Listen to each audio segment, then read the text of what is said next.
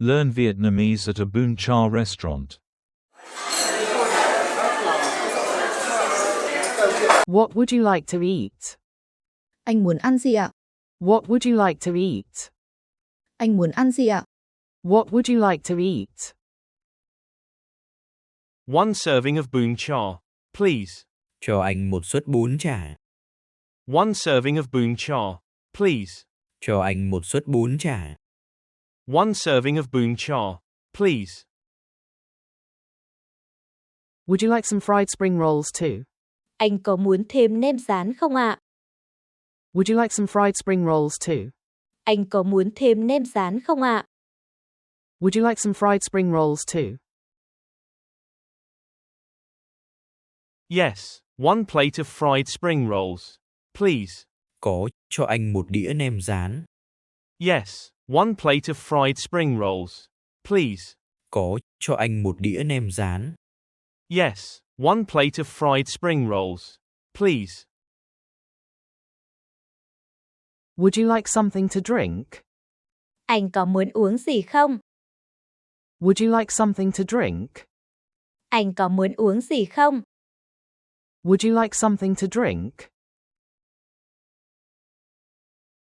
Do you have iced tea? Please give me one glass. Em có trà đá không? Cho anh một cốc nhé. Do you have iced tea? Please give me one glass. Em có trà đá không? Cho anh một cốc nhé. Do you have iced tea? Please give me one glass. Yes. Please wait a moment. Có, anh đợi một chút nhé. Yes. Please wait a moment. Có, anh đợi một chút nhé. Yes. Please wait a moment. Okay you. Ok em. Okay you. Ok em. Okay you. Here are your bún chả and iced tea. Bún chả và trà đá của anh đây ạ. Here are your bún chả and iced tea. Bún chả và trà đá của anh đây ạ. Here are your bún chả and iced tea. Okay, thank you. Ok, cảm ơn em. Okay, thank you. Ok, cảm ơn em. Okay, thank you.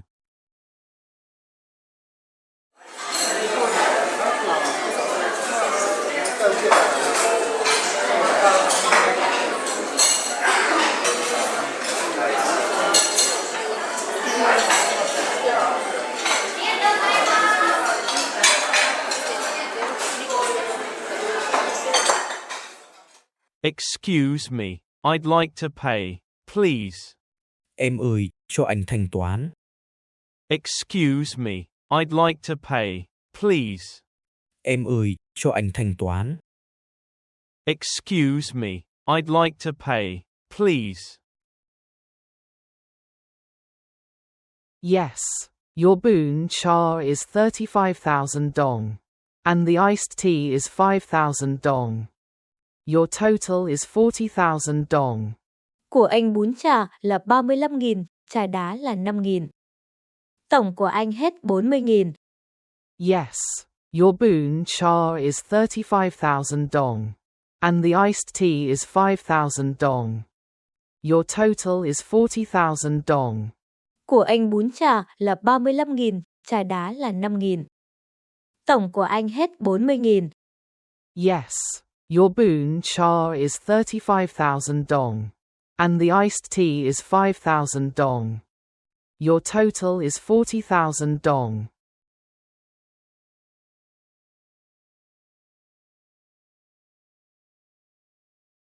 I can scan the QR code. Right? Anh có thể quét mã QR đúng không? I can scan the QR code. Right? Anh có thể quét mã QR đúng không? I can scan the QR code. Right? Yes, you can. Here is the QR code. Vâng được ạ. Mã QR của anh đây ạ. Yes, you can. Here is the QR code. Vâng được ạ. Mã QR của anh đây ạ. Yes, you can. Here is the QR code.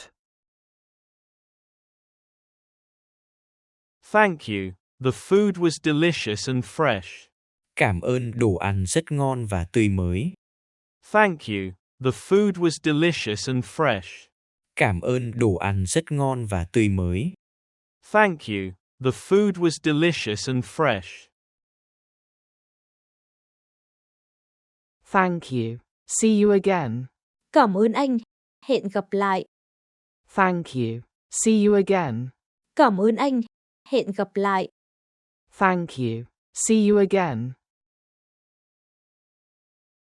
Part 2. Key vocabulary.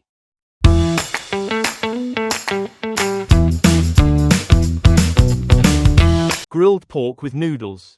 Bún chả, Grilled pork with noodles. Fried spring rolls. nêm rán, Fried spring rolls. Iced tea. trà đá, Iced tea. A serving. Một suất. A serving. A plate. Một cái đĩa. A plate. Glass. Cốc thủy tinh. Glass. Order food. Gọi món. Order food. Menu. thực đơn, Menu. Delicious.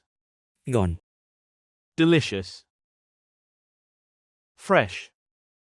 tươi, Fresh. Total. Tổng cộng. Total. Scan the QR code. Quét mã QR. Scan the QR code. Wait a moment. Đợi một chút. Wait a moment. See you again. Hẹn gặp lại. See you again. Part 3. Speaking practice.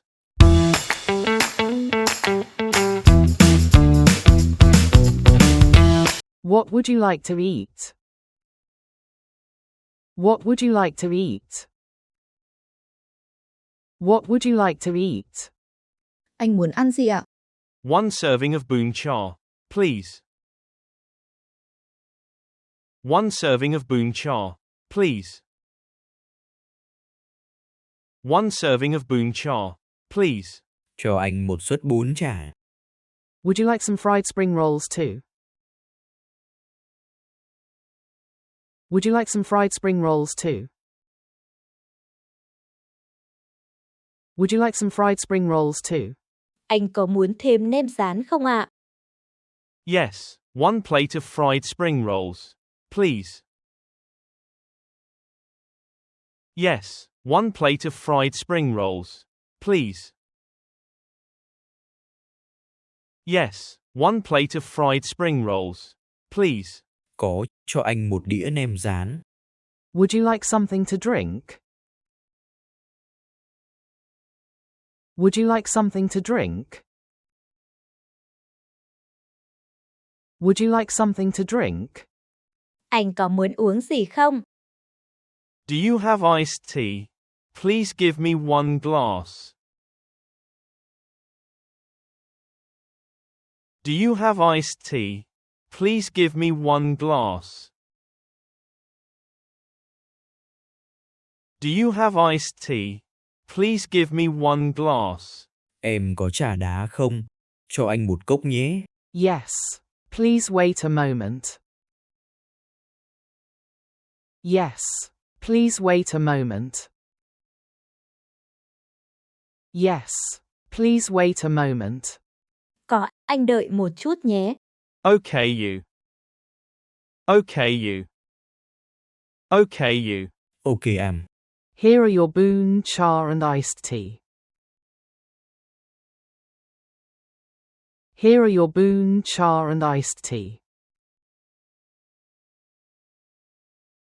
Here are your bún chả and iced tea. Bún chả và trà đá của anh đây ạ. Okay, thank you. Okay, thank you. Okay, thank you. Ok, cảm ơn em.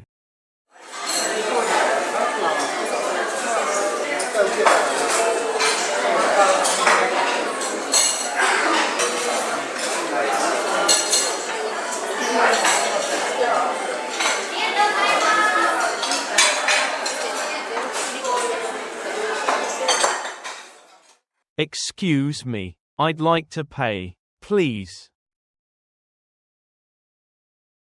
Excuse me, I'd like to pay, please. Excuse me, I'd like to pay, please. Em ơi, cho anh thanh toán. Yes. Your boon cha is 35,000 dong. And the iced tea is 5,000 dong. Your total is 40,000 dong.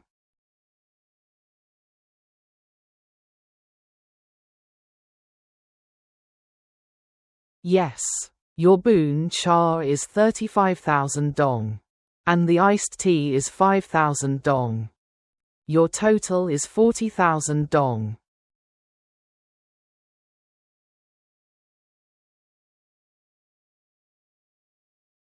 Yes. Your boon cha is 35,000 dong. And the iced tea is 5,000 dong. Your total is 40,000 dong. Của anh bún chả là 35.000, trà đá là 5.000. Tổng của anh hết 40.000. I can scan the QR code. Right? I can scan the QR code. Right? I can scan the QR code. Right? Anh có thể quét mã QR đúng không? Yes, you can. Here is the QR code. Yes, you can. Here is the QR code. Yes, you can. Here is the QR code. Vâng được ạ. Mã QR của anh đây ạ. Thank you. The food was delicious and fresh. Thank you. The food was delicious and fresh. Thank you. The food was delicious and fresh. Cảm ơn, đồ ăn rất ngon và tươi mới. Thank you. See you again. Thank you. See you again. Thank you. See you again. Cảm ơn anh. Hẹn gặp lại.